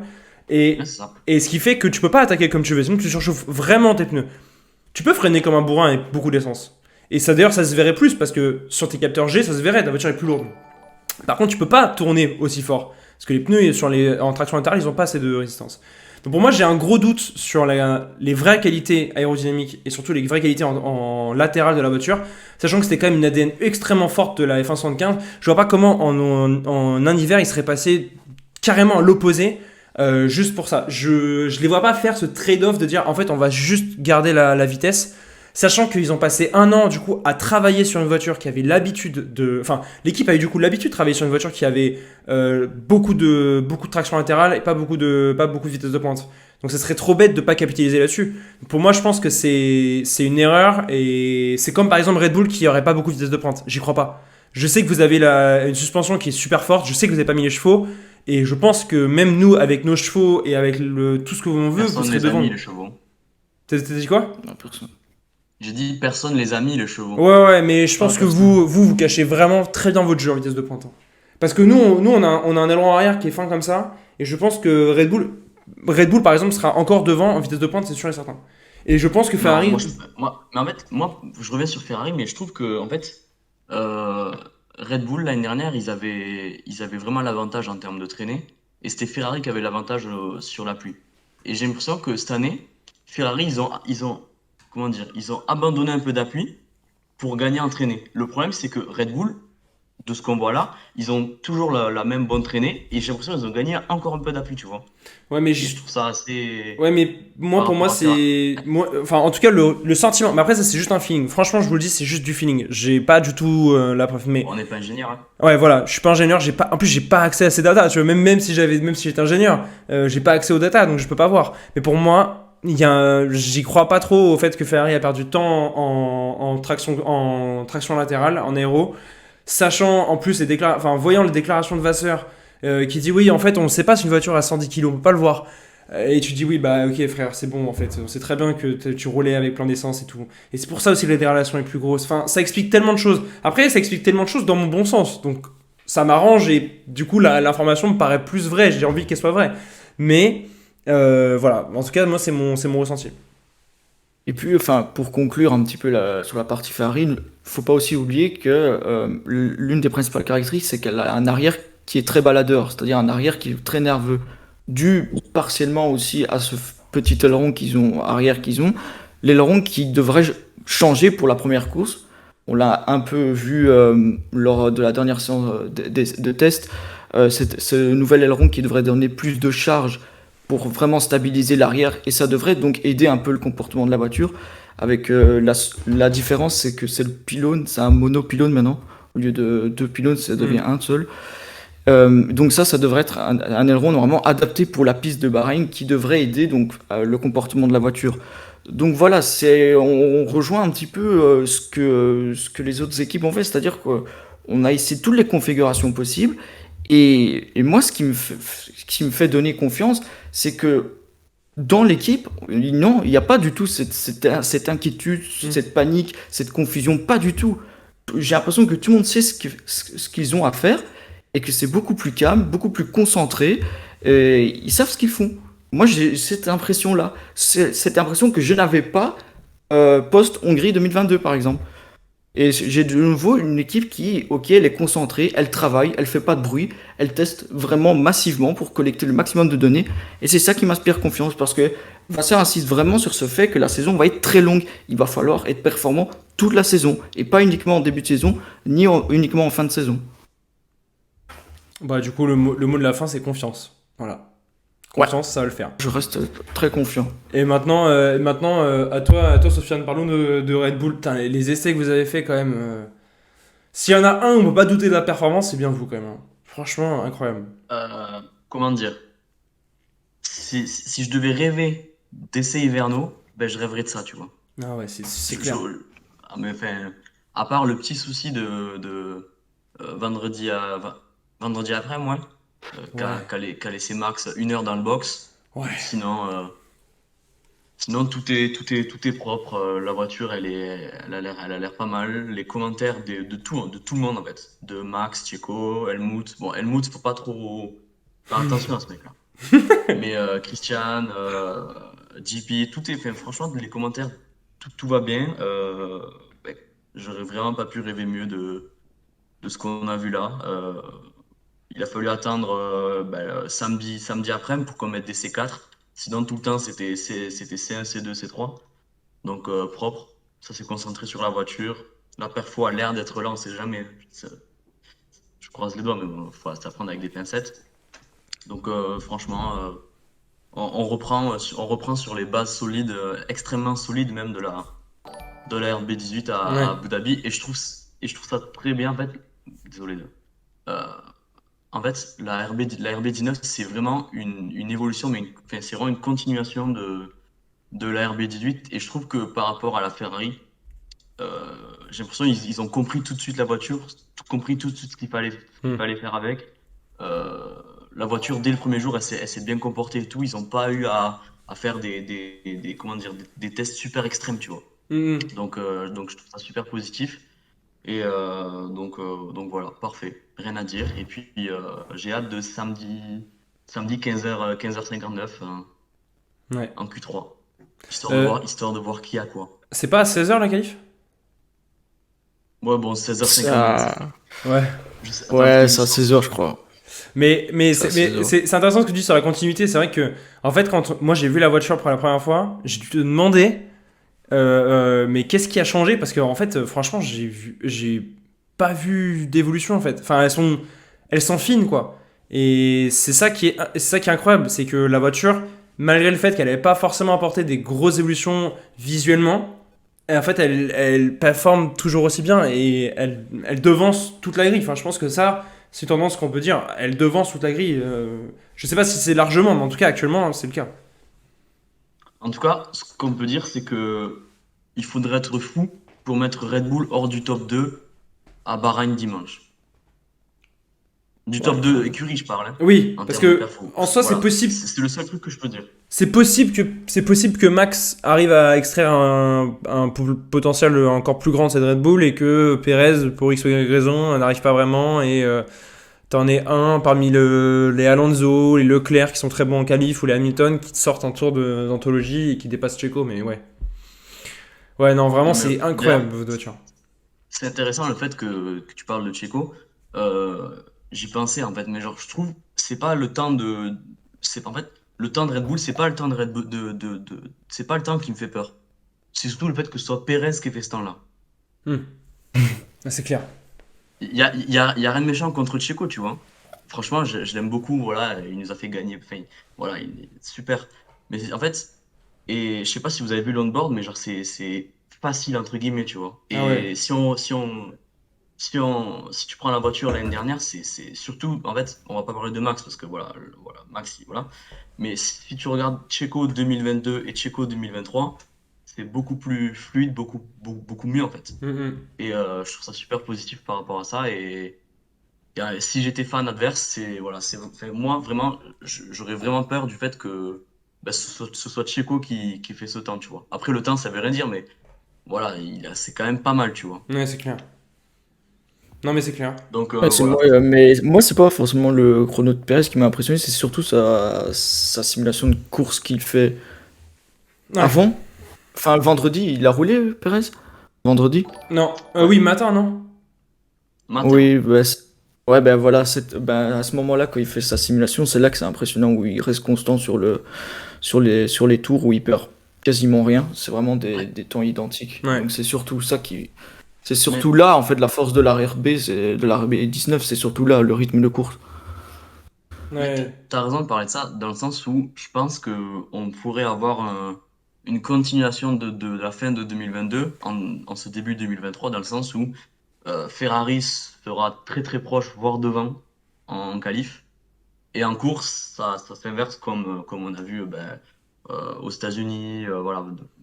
Donc franchement, tu as raison de mettre l'accent sur Ouais, ouais, Evan non, Ocon c'est vraiment ça. Bah, en fait, c'est du Adriano et tout craché. Je pense Mm. que les voitures à effet de sol, il y a personne qui le maîtrise mieux qu'Adriano. Il y avait avant Rory Byrne, mais Rory Byrne n'est plus tellement impliqué dans les conceptions de Ferrari maintenant. Mais voilà, c'est la référence en effet de sol. Il y a absolument personne sur la grille qui va venir égaler Adriano sur ça. Bah, disons que ça. Le dernier qui avait, c'est Rory Byrne, mais il n'est plus là malheureusement. Ouais. Mais par rapport à Voilà, Newey, c'est. ouais, Newey, il a fait sa thèse quand il faisait ses études sur l'effet de sol. Mm. L'effet de sol. Donc, s'il y a bien quelqu'un qui connaît, et voilà, c'est bien lui, quoi. Et Ouais. d'ailleurs, même par rapport à ça, je trouve que c'est très important de parler de Newey parce que là, je vais reparler de Mercedes avec la W13, mais en fait, c'est vraiment lui la clé, je trouve, par rapport à l'avantage qu'on a avec le marsuinage et tout. Dans le sens où, s'il y en avait un qui l'avait vu venir, bon, deux, il y a quand même Burn parce que Ferrari, bon, ils marsouinaient, mais ça impactait pas la performance. C'était pas le Leclerc, même. C'est pas le Leclerc, même il nous a mis 30, marginage. Leclerc, il nous a mis 30 secondes à Melbourne alors que la voiture a été comme ça, tu vois. Bref. Donc Ouais. Ferrari, ça impactait pas la perf pour. Et donc je trouve que c'est très important de mettre l'accent sur Burn chez Ferrari, même s'il est plus, comme tu dis, Mm. et Newey chez nous. C'est ça, parce qu'en fait, c'est des voitures modernes, mais en fait à l'ancienne avec le retour de l'effet de sol. Et donc, ça, en fait, c'est les ingénieurs voilà, comme Newey et Rory Byrne qui peuvent s'amuser sur ça parce que voilà, c'est un peu leur jouet d'enfance avec ça. Donc ouais, voilà, c'est la référence et Red Bull aujourd'hui a la chance de l'avoir. J'ai juste un message dans le chat qui dit Pierre Vacher est sous-coté. Je suis je suis 1000% d'accord et franchement, 1000%, enfin, je peux même pas, voilà. Genre, je trouve que, bah là, je viens de parler de Newey en fait, mais le vrai directeur technique, genre, quand tu regardes directeur technique, c'est Pierre Vacher Tu peux, chez nous. tu peux juste Il expliquer est du coup français, qui donc c'est? tant mieux. Tu peux juste expliquer qui c'est du coup pour que tout le monde sache? Peut-être tout le monde ne sait pas qui c'est Pierre Vacher. Alors, c'est le directeur technique de l'équipe depuis, je sais plus quand. Il est chez nous depuis 2013, 14. Et il est directeur technique français du coup de Red Bull et on le voit de plus en plus souvent du coup sur la passerelle et tout avec à côté de Horner, Newey et tout. Et je pense que quand Newey sera plus là, il y a bien enfin, pour moi ce sera le visage de la direction technique de Red Bull et Coco. Quand on a parlé de la RB18 et tout, on dit ouais, c'est une machine de Newey et tout. Oui, c'est une machine de Newey, certes, mais c'est aussi et même surtout celle de Pierre Vacher. Mm. Et franchement, ben, bravo à lui, vraiment incroyable. Et je trouve qu'on parle vraiment pas assez de lui. Je parle, pardon, je parle vraisemblablement pas assez de lui et je trouve que le commentaire il est très juste dans le sens où oui, il est sous-coté et peu de gens parlent de lui. Dans le sens où tu penses à directeur technique, tu penses pas à Pierre Vacher directement, tu vois. Non, mais en fait, André Newey, il est officiellement consultant technique de Red Bull. Donc, c'est-à-dire qu'en fait, avec son crayon, il va dessiner un petit peu la forme. Et puis, c'est à Pierre Waché voilà, de faire tout ce qui est les finitions, la développer, etc. Il te fait un peu la base, en fait, Adrien Newey. Un peu comme Rory Byrne a fait avec le projet 2022, par exemple. Moi, je suis d'accord. C'est que des rumeurs, mais il y avait des rumeurs comme quoi la, la seule vraie partie de la voiture où Newey s'est intéressé sur la RB18, c'est les suspensions avant. Ah Les ouais. suspensions. C'est Et, assez important parce Ouais, que c'est c'est là un dingue. peu la force, quand même. ben, c'est le plus important voilà, dans le train avant de la voiture. Et il y avait des commentaires de Christian Horner qui disaient que Newey, en fait, il est avec l'équipe de F1 tous les jours, 50% du temps. Donc je trouve que Ouais, ça en montre quand fait, même. on parle trop de Newey par rapport à, Mm. bon certes vraiment pour moi c'est le meilleur ingénieur de l'histoire de la F1, mais on parle trop de Newey par rapport à proportionnellement son implication dans le projet Red Bull et on parle pas assez de Vacher proportionnellement à son implication dans le projet F1. Et donc Ouais. voilà. Et il y a aussi une autre figure, non? Enfin, il a un nom italien comme ça. Je sais pas s'il est italien, mais qui fait Euh, l'aéro. qui fait l'aéro, c'est Enrico Balbo, ouais. Oui, voilà, lui, voilà. Il est monté, Exactement. il est monté sur le podium à Imola l'an dernier. Ah, Ouais, bel, lui aussi, c'est bel une hommage. figure quand même assez importante qu'on parle pas Ouais. beaucoup. Et il était chez Merco, je crois, avant. Il me semble. Je suis allé voir ça sur son LinkedIn et tout. Ouais, voilà. Et ouais, Euh, ouais, mais. vas-y, Sofiane, si tu veux conclure. Ouais. Non, vas-y, vas-y. Bah non, mais c'était pour qu'on puisse passer à la section d'après où on allait faire un peu notre hiérarchie. Si t'as fini de parler de Red Bull. Non, mais vas-y, hein, t'as raison de nous interrompre parce que Lucas et moi, on peut parler de ça pendant. Bah ouais, mais c'est vrai. Vous savez que je l'ai découvert, bah, Enrico Balbo, je l'ai découvert grâce à F1 Manager, hein. C'est vrai? Ouais, c'est vrai. Ok. Putain, ouais, j'ai pas joué, mais sinon je perds mon travail si j'y joue. Donc, je veux pas que je commence. Mais ouais, du coup, ce que je vous propose dans cette partie, c'est qu'on fasse un peu la hiérarchie en se posant des questions. Et comme ça nous permettra de parler des projets desquels on n'a pas parlé. Je pense à Haas, Alpha, AlphaTauri, à McLaren, à Aston. Donc, Ouais, ce que je vous propose, c'est que je vous pose des questions sur voilà, lesquelles équipes vous ont plus impressionné. Et comme ça, si on peut parler vite fait de ces projets-là, ça nous permet d'en parler. Parlons du projet Aston. Bah, ma première question, c'est quelle est l'équipe qui vous a. Enfin, quel est le. Je vais pas mettre l'équipe. Qu'est-ce qui vous a le plus impressionné pendant ces essais? Aston. Aston, frère. Qu'est-ce que tu veux dire d'autre? Perso, je dirais le rythme en Aston, course d'Aston en tout cas. T'as dit quoi? Perso, je dirais la dégradation chez Aston quand même. Malik et Alec, vous en pareil. dites quoi, vous? Quoi? Franchement, qui m'a le plus surpris. Ouais, je dirais bien Aston qui m'a surpris. Aston, ça a été surprenant. J'ai bien aimé Alfa Romeo aussi, bizarrement. Et Bizarrement, j'ai Alec? bien aimé Alfa Romeo Pardon. malgré le problème moteur qu'ils ont eu, mais j'ai bien aimé Alfa Romeo. Et Alec? En vrai, je suis d'accord avec Moi, je Malik sur Alpha. suis... Moi, je suis aussi d'accord Pour Aston? pour Aston, en fait. Ah ouais, mais je trouve que c'est As qui m'a le plus impressionné. Malgré les temps, en fait, quand je vois la voiture, elle est bien équilibrée. On commence à bien la comprendre. Ouais, moi, je mets une pièce sur As très très vénère. Et sachant qu'ils ont du budget, hein. Ah ouais? Et As, Moi, Et aussi, ils ont un bon directeur d'équipe, dans un hein. certain sens, Prends trop de place, frère. Vas-y, Alec. Williams m'a aussi un peu impressionné au début, hein. Bah, surtout Williams, vu les problèmes que vous avez l'année dernière avec le nombre de runs que vous n'avez pas pu faire, là quand même, vous avez bien pu enchaîner. Ouais, enfin, tout le monde dit Aston et tout, mais Aston, enfin, on peut en parler si vous voulez, mais je vais pas vous mentir. Je sais pas, moi je trouve que Aston, ils ont fait une Ferrari des essais privés. Ils sont champions d'essais privés. Papy Fernand, il a mis pas d'essence dans son truc. Ok, il a fait beaucoup de runs et tout, mais les gars, vous croyez pas que les autres ils ont mis plein d'essence et tout? Enfin, franchement, j'y crois pas trop. non, mais c'est pas ça. Ce qui est intéressant surtout, c'est leur simulation de course où ils ont fait 57 tours. Et quand tu regardes, enfin, en fait, ils gagnent du temps au fil des relais, quoi. Alors que, par exemple, chez Haas ou chez AlphaTauri, ils en perdent, tu vois. C'était surtout ça qui était intéressant chez Aston. On va voir la semaine prochaine, mais en termes de dégradation, c'est fort, hein. Moi, par rapport à Aston, en fait, c'est ce qui m'impressionne le plus, c'est qu'ils soient là où ils pensent être par rapport à 2022. Dans le sens où passer de 7e constructeur à probablement 4, des gens disent 3. Kravitz, enfin, Mercedes dit 2, mais bon, on connaît Mercedes. Ben, qu'il soit 4e ou 3e.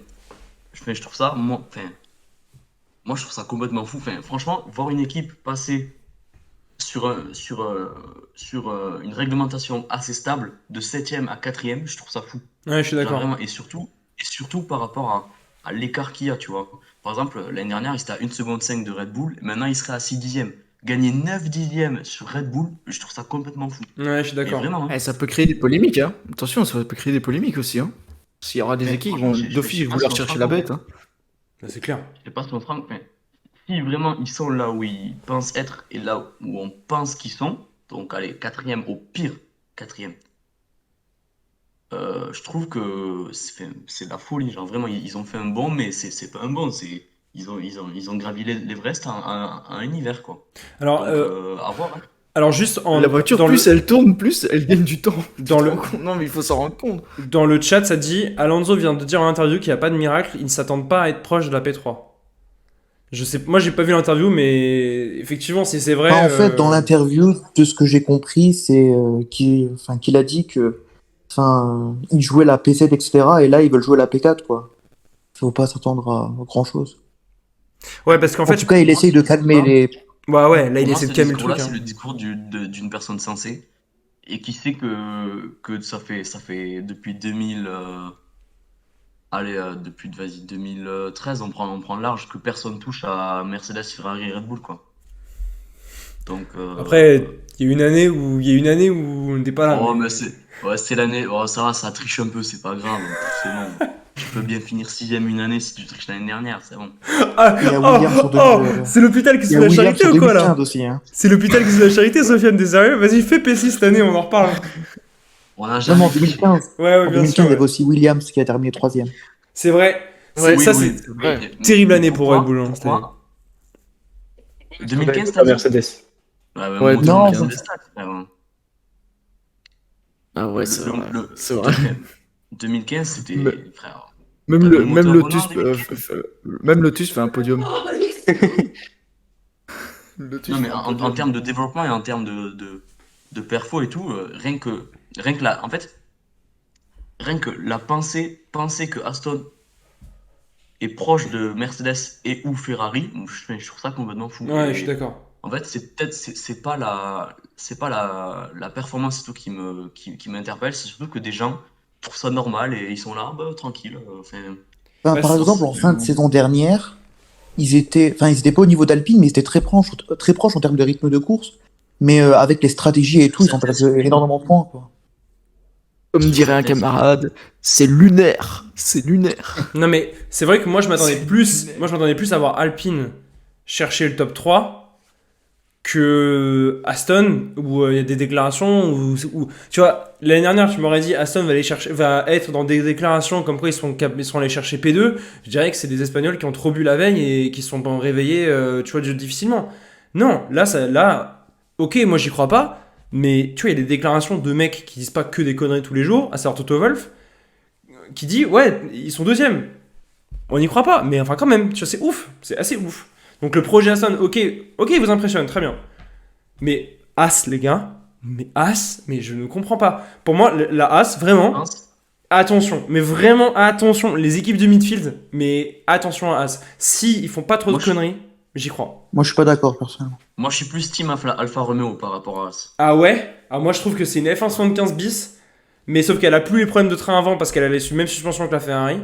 Ça veut dire du coup, globalement, t'as comme une bonne base qui met à l'amende beaucoup de projets. Je sais pas, moi je trouve que c'est pas parce que c'est une F175, c'est juste que c'est objectivement la F175 était une super voiture l'année dernière, c'est juste que on savait pas, on s'est fait déglinguer avec la TD39 et les suspensions avant. Si ces problèmes-là ils sont résolus, franchement, je trouve que c'est une bonne voiture. Et en fait, t'as un bon moteur Ferrari, tu sais que tu vas dépasser, tu sais qu'en qualif tu seras bon. Si la dégradation il gère, franchement, attention à cette équipe, vraiment attention. Pour moi, enfin, Mais la pour moi, dégradation, ce sont vraiment leur plus gros problème, hein. Bah, Vu que quand tu compares le début et la fin du stint, il y a vraiment 1 seconde et demie, voire 2 secondes d'écart, hein. Ouais, bah, s'ils ont l'ADN Ferrari, c'est sûr que c'est potentiellement un gros problème. Ouais. Faut voir. en Moi, fait, je trouve pour moi, que ouais, c'est je dis impressionnant. bien, pour moi, l'Alfa Romeo, elle est très très rapide, mais elle est fragile. Elle est très rapide, mais elle est fragile. Comme le La début de Ferrari, l'année dernière, en C'est fait. l'histoire de l'année dernière. Hein. Ouais, c'est ça. Hein. Ouais, oui, parce qu'en fait, Bon, elle était pas elle est très tellement rapide, elle fragile. était pas mal, mais elle était fragile. Mais non, mais je dis pour le midfield, elle est très rapide pour le midfield. Ouais. Elle est très rapide. Moi, elle peut aller chatouiller Alpine et Aston. Sauf elle a le potentiel, mais elle est très fragile. C'est-à-dire, mais je te dis, elle est faite en carton cette voiture. Elle est faite Moi, en je carton. Je pense par rapport à Alpha et As, on peut les mettre. Genre, enfin, pour moi, les 5 premières écuries, on les connaît. Dans quel Ah ordre, ouais? je Ouais. sais pas. Mais les 5 premières, ah oui, les 7. Non, Ah oui, oui, on les top connaît. 5. Oui, les 5, oui. Je peux te Oui, dire, les je 5, peux te oui. dire qui sera dans le top 5 à la fin de la saison. Et bon, l'ordre, je sais pas, mais je peux te dire qui sera dans le top 5. Attends. Moi, je pense que Alpha et As. Ah oui, non, ok, c'est- j'ai cru que t'allais Ouais, dire ton top les- 5, mais ok, vas-y. Ah, McLaren, j'y crois pas une seule. McLaren, ils vont faire 8, genre vraiment. Ah bah, Et, c'est et je trouve compliqué. que Alpha et As, en fait, en fait, c'est la division en dessous de Aston et Alpine, hmm, hmm, Aussi. ok. je pense. Donc ça Et veut dire après, que. qui est la meilleure des deux, ça va se jouer sur les circuits, sur les évolutions, sur les pilotes, voilà, Ok, je pense. ok.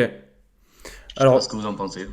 alors bah, du coup, ça me fait une bonne transition pour parler du truc d'après. Qui. Enfin, non, en fait, non. Attends, je garde cette question pour après, pardon. Sur Alpha et As, est-ce que juste tu verrais ça comme une sorte de. Il y aurait deux midfields comme un peu l'année dernière? Ou est-ce qu'il y aurait une sorte de top field, un midfield qui se rapproche vraiment très proche, donc une sorte de Formule 1.1, et ensuite tu aurais un Formule 1.5 avec du coup ceux qui seraient en leader, ça serait Alpha et As. Ouais, c'est pas mal. Enfin, je pense qu'on peut le découper comme ça. Je pense qu'on aura, en fait, on aura les trois top teams. Ça, je pense que je surprends personne. On aura le Aston et Alpine. Et après, on aura Alpha et As, un leader du F1.5, je pense. Et Ok, je pense que c'est comme ça ok, qu'on peut le dire. ok. Alors du coup, ma question c'est qui en F2? Et en fait, ma vraie question c'est qui est le projet qui vous a le Ah, plus. tu veux que je fasse mon truc? Non, non, non, non, non, non, non, non, Alors, non. On le fera après, on le fera après. Là, je veux juste poser des questions pour qu'on on se donne un peu une idée de hiérarchie et après on pose notre vraie hiérarchie. Mais, ok, ok. mais qui est en F2? En fait, surtout, ma vraie question c'est qui vous a le plus déçu sur ces essais? Je pense que la question Ah, elle est très vite répondue pour le coup. bah, Moi, il y a un nom McLaren. qui vient en tête et McLaren, hein. Ouais, ouais. McLaren. McLaren. Ah, c'est catastrophique, McLaren. Ouais. Clairement, McLaren, la situation elle est dramatique. Clairement dramatique. Pour J'ai une lu un équipe tweet, comme McLaren, c'est dramatique. ouais, j'ai lu un tweet comme quoi ouais, quelqu'un pensait que McLaren pouvait devenir le nouveau Williams et je suis pas loin d'être d'accord. Enfin, je l'ai même dit dans le Honnêtement, groupe, oui. hein. Hein? Ouais. Non, mais j'avais même dit, hein. Enfin, je pense que ça continue comme ça, et ils sont tout à fait. Enfin, ils vont peut-être être Williams, quoi. En fait, ce qui est Clairement. très dangereux dans cette affaire, mais là, du coup, il aurait fallu que McLaren soit là pour qu'on puisse parler vraiment avec lui. Mais ce qui est très très dangereux dans cette histoire, c'est que McLaren, ils vont un peu faire ce qu'a fait Aston l'année dernière. C'est-à-dire qu'ils ont raté leur projet, ils le savent, et du coup, ils vont ramener un projet B. Le truc, c'est que Aston, ils savaient que leur projet B était bon. McLaren, là, on n'a pas la certitude. Vu les réactions, franchement, on n'a pas du tout la certitude. De plus, Aston, ils ont des capacités financières pour pouvoir survivre au chaos, etc. McLaren, et c'est là où je veux en venir, ils ne comptent que sur la Formule 1 et sur tous les autres disciplines, mais principalement sur la Formule 1 pour que l'entreprise McLaren survive. Si McLaren fait n'importe quoi au championnat et dégringole en 10e position, vous imaginez la quantité d'argent qu'ils perdent. Pour ceux qui ont vu Drive to Survive, Otmar parlait du fait que passer de P5 à P4, c'était des dizaines de millions d'euros. Là, vous imaginez dégringoler de la P5 à la P10, mais c'est des dizaines et des dizaines et des dizaines de millions d'euros qu'ils perdent. Donc moi, ça me fait super peur pour McLaren en tant qu'entité entreprise et l'écurie McLaren du coup sur le long terme. Mais imaginez demain McLaren disparaît, enfin c'est horrible. Mais je trouve que c'est intéressant le fait que tu parles d'argent dans le sens où en 2020, on a failli perdre deux écuries, McLaren et Williams. Alpine, hein. Alpine c'était pas très loin, hein.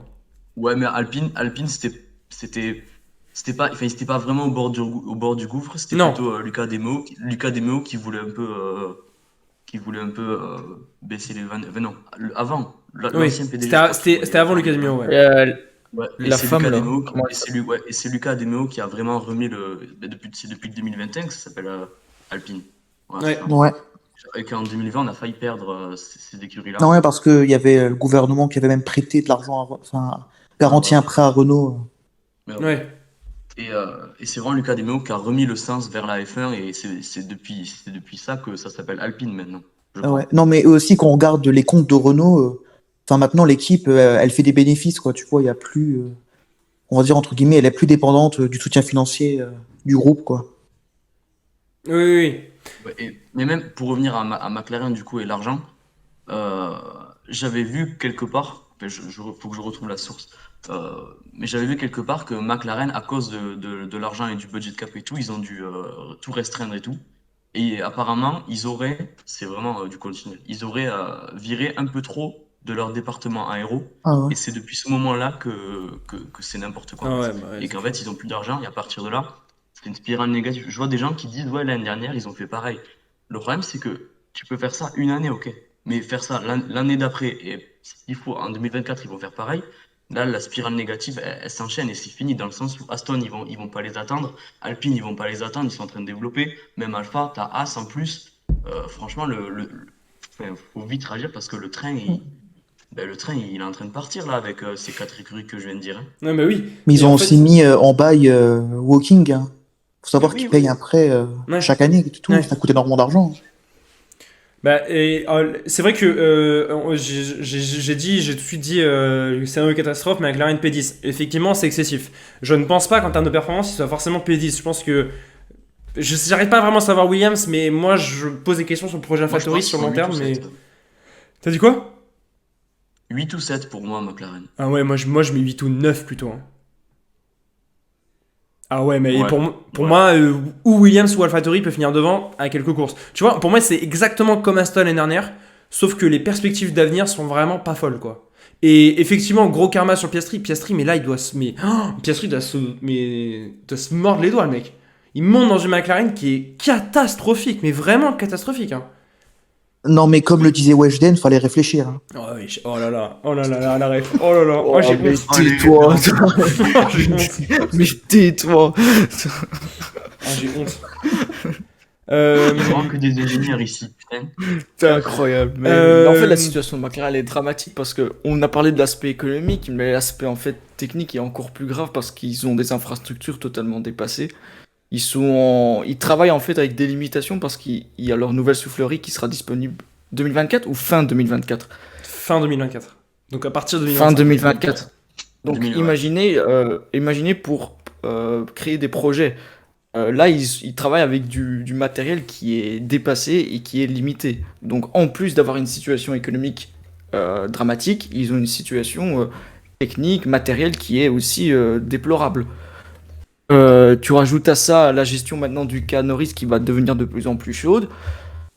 Tout ça et ça fait un cocktail explosif, quoi. Donc l'équipe, elle est en train de véritablement sombrer. Moi, je trouve par rapport à. Les gens parlent de Piastri et même nous, on parle de Piastri. Mais je trouve le cas le plus préoccupant pour les pilotes, c'est pas Piastri. Piastri, il est au début de sa carrière, Ah, il c'est s'en Lando. fout. Hein. Moi, je trouve ça. Enfin, moi, je suis Norris. Tu t'es inscrit dans le projet McLaren depuis 2019 et tout. T'as Red Bull qui a voulu te prendre en F2, mais t'es quand même resté chez McLaren. Ton début de carrière, tu le fondes autour de McLaren. En fait, là, enfin, c'est dur ce que je veux dire, mais le projet, il s'écroule, c'est fini. Euh, c'est- franchement, Norris, moi, je suis Norris, je me dis, mais jamais je fais McLaren, ils seront pas jamais champions les 10 années qui suivent. Ah ouais, non, mais c'est clair. Et il est coincé jusqu'à fin 2024. C'est. Il a. Non, Ouais. attends. Il était pas 2026, justement, il a pas signé un contrat super méga long terme, Norris? Je sais plus. Sérieux? Ah ouais, non, voilà, si. Dans le chat, Ouais, dans il y a le chat, moyen ça dit de- fin 2025, oui, ouais, oui, c'est ça. il y a moyen de- 2025. Mais c'est de la folie. Enfin, moi, je suis Norris, je me tire une balle, mais vraiment. Parce que Ah, comment c'est dire, clair. c'est tout son projet de début de carrière et début Norris, moyen c'est long terme de 2025. carrière Hein. avec McLaren qui est en train de s'écrouler. Ouais, bah oui. Non, mais c'est horrible. Et le pire, c'est que Russell, il est chez Merco, Verstappen, il est chez Red Bull, Leclerc, il est chez Ferrari, et lui, qu'est-ce qu'il fait? Parce que pour moi, allez, bon, Verstappen est au-dessus, Il est mais bloqué. voilà, il est quasiment, voilà, il est pas de la même trempe, mais il peut l'atteindre. Et il voit ces 3 mecs-là dans les 3 top teams, mais lui, il est chez qui? Il est chez McLaren, c'est une catastrophe. Enfin, moi, je suis Norris, je me tire une balle. Hein. Bah après, il y aura toujours. Après, s'il y a des projets qui montent sur la place, je pense notamment Aston, tu vois, Padre Alonso, il a pas resté des années. Stroll, il a pas resté des années. Tu peux rebondir. Surtout, t'as de la cote encore. Si défonce Piastri comme il a défoncé Ricardo, je suis pas trop inquiet non plus pour la suite. Maintenant, c'est vrai que là, sur les 3 prochaines années, le mec, il peut vraiment être vénère. Donc, Will Buxton, a priori, dans la façon dont il a exprimé ses propos, il est revenu un peu dessus parce qu'il a dit que ça avait un peu été mal compris, que c'était un peu exagéré la façon dont les gens l'ont compris. Mais a priori, il avait quand même l'air bien vénère, Lando, hein, sur la voiture. Donc ouais, les gars, juste, il se fait un peu tard, donc je vous propose qu'on arrive sur la conclusion de tout ça. votre hiérarchie Grand Prix de Bahreïn. Je veux pas sur la saison, parce que la saison elle est longue, on sait jamais ce qui peut se passer. Mercedes, ils étaient très loin au premier Grand Prix, ils sont revenus très très vite. Aston, c'était pareil, donc on sait pas vraiment comment ça va se passer. Mais juste, votre hiérarchie au Grand Prix de Bahreïn, en termes d'écurie, qui du dernier au premier? Non, c'est trop difficile. Ok. Premier au dernier, premier au dernier. Du premier au dernier. Qui veut commencer? Vas-y, je donne Red Bull premier. Ok. Ferrari, Mercedes en 2-3. Ensuite, je mets la Alpine 4ème. 5ème, Aston. 6ème, j'hésite entre As et Alpha. Ah, je mettrais bien la As 6ème, 7ème Alpha. 8ème... 8ème AlphaTauri, 9ème McLaren et 10ème Williams. Ouais, et bah tu sais quoi, j'ai exactement la même hiérarchie que toi, mec. Je suis carrément d'accord. Tu vois. Allez hop, Ah, merci, qui au va. revoir tout le monde, à la prochaine. Suivant. Allez, Yann, suivant vas-y. là. Moi, en vrai, j'ai quasiment pareil. J'ai juste Alpha devant As. Et j'ai McLaren devant AlphaTauri. Ok, Et j'ai Aston devant Alpine. ok, En oui, gros, donc, j'ai Red ouais. Bull, Ferrari, Mercedes, Aston, Alpine, Alpha, As, Maca, AlphaTauri et Williams. Ok. Alec, toi t'en dis quoi?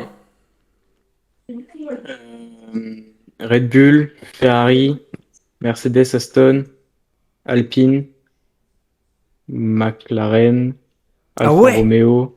Ah ouais. Ouais. Non, Alfa Romeo, McLaren, Williams, AlphaTauri. Ah ouais. Mais laissez-le tranquille. Ok, non mais ok, t'en mets très bien. Il pense ce qu'il veut. Alec, t'es mort. Non, il pense ce qu'il veut. Gunther Steiner qui va toquer à ta porte, fais gaffe. Vas-y, Lockman, à toi. Lockman, Bon, alors- tu fais ou... Perso, je mets premier Red Bull, vraiment. Après, deuxième, troisième, ça va jouer entre Ferrari et Mercedes. Je mets quand même Ferrari devant. Toi. Non, mais je mets quand même Ferrari devant quand même. Ok. Puis après, ça va jouer entre Aston et Alpine. Les deux, je sais pas qui peut être devant pour l'instant. Il faudrait voir au cours de la saison. Puis après, je mets quand même Alfa Romeo. Alfa Romeo, McLaren, As, AlphaTauri, Williams. Ok. Tout le monde chie sur Williams. Ah ouais, c'est grave. Mais... On verra bien. mais en fait, c'est juste Williams Tout sur un Bahreïn. enregistré, là. Tout enregistré. Oui, tout Ah bon enregistré. On verra bien Oui. dimanche prochain. Ah oui. Tout est enregistré et ça Williams sortira va dimanche nous prochain. surprendre. On avait déjà fait un bon Grand Prix de Bayern l'année dernière. Bah ouais, mais je sais pas, moi On va je... voir. Après, mais Williams sur la saison, ça peut monter, hein. Mais pour l'instant, ouais, je sais pas. Je reste pas trop... Je reste pas méga convaincu non plus sur la perfo. Mais au moins la voiture finira potentiellement le Grand Prix. C'est déjà pas si mal. Vas-y Lucas, pour terminer. Ok. En 1, Aston Martin. Je rigole. Mec, le karma, arrête, stop. Non, je rigole, allez, vas-y. Il va mettre Ferrari 10, hein. Ouais, je vais mettre Ferrari 10. 1, Red Bull. 2, Ferrari. 3, Mercedes. 4, Alpine. 5, Aston Martin. 6, Alpha. 7, Haas. 8, AlphaTauri. 9, Williams. Et 10, McLaren. Ah ouais. Ouf. À ok. Bahreïn. Ouais, on n'est pas 10ème, ouais. Bah en vrai c'est possible, Ah, hein. pareil, C'est moi. possible parce qu'ils ont tellement des gros problèmes McLaren que s'ils finissent la course déjà c'est bien. Déjà, hein, franchement. McLaren, ils finissent même pas la course. Donc à partir de là. Ouais, c'est vrai que tu peux les C'est mettre vrai. 10ème. Hein. Pourquoi Ouais, on les je met suis- 10, hein. Ok, Pas bon bah écoutez les gars, c'était vraiment trop cool de faire ce live. On va s'arrêter là parce que ça fait quand même longtemps qu'on est là. Mais on a vraiment Mais t'as trop pas donné hâte. de hiérarchie, hein. T'as dit quoi Lockman? Il a dit qu'il avait la même que Malik. Si, il a la même. Ouais, j'ai la même que Malik. Bah ouais, mec, il faut écouter. La seule chose c'est que je pense que Ferrari est plus proche que l'on croit de Red Bull. Mais voilà, c'est tout. Mais après, je sais pas où est Mercedes, mais c'est juste mon avis personnel. Ça doit Et être normal, ça, je suis ouais. fan de Ferrari. Bref, Moi, je pense que Ferrari sera au niveau de Red Bull en qualif. Ouais, non, il commence pas. non, ouais, commence pas. Non, mais vous êtes 5 dixièmes devant nous, c'est bon, terminé, ciao. Allez, Laisse-moi sur le ce. dire. Non, mais- Non mais c'est fou ça. Laissez-moi finir ma phrase. Moi, Vas-y, je pense- vas-y. Les gars, Laisse-nous de l'espoir, Sophie. moi je pense que Ferrari sera au niveau, voire devant Red Bull en qualif, notamment grâce au moteur et tout. Mais laissez-moi Voilà. finir. Vas-y. Mais je pense que Red Bull sera normalement devant Ferrari en course. En course. Ok. Allez, salut. Et bah écoutez, sur Allez, ce mot de la fin, on va s'arrêter là. On se donne rendez-vous normalement à la fin du Grand Prix pour un débriefing. On sait pas encore quand l'horaire, mais on se tient au courant. On vous souhaite une très bonne semaine de course. On est super content que la Formule 1 revienne. Tout ça sur le sprint. On a passé les 5000 abonnés. On espère avoir autant d'abonnés à la fin de l'année sur Twitch. Donc abonnez-vous les gars. Et à très bientôt. Merci à tous d'être venus. Et ciao ciao. Ben, merci et ciao. hein.